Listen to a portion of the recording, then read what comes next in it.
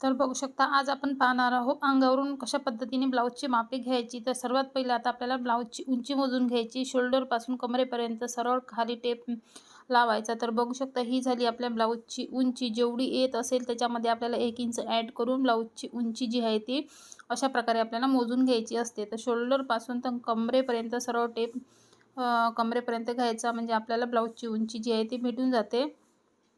त्याचप्रमाणे आता आपल्याला छाती घेर तर बघू शकता इथे अशा प्रकारे टेप लावायचा आणि मध्ये 2 बोटाची गॅप असायची। तशा पद्धतीने आपल्या छाती मोजायची। त्यानंतर कमर घेर, तर कमरेमध्ये सुद्धा आपल्याला 2 बोटाचं गॅप ठेवायची किंवा असा घट्ट टेप पकडायचा, म्हणजे आपल्याला कमरेचा माप जे आहे ते अशा पद्धतीने मोजायचं। त्यानंतर बाही उंची, तर खांद्यापासून खालपर्यंत टेप मोजायचा म्हणजे लावायचा। तर तुम्हाला किती बाही घ्यायची, 10ची किंवा 5ची, 3ची, तर त्यानंतर दंडघेर घ्यायचा। त्यानंतर शोल्डरपासून तिरपा टेप पकडायचा। तर इथे 7 इंच गळा उंची घेतलेली आहे। त्यानंतर मागचा गळा जो आहे तो 8.5 इंच अशा पद्धतीने मोजलेला आहे।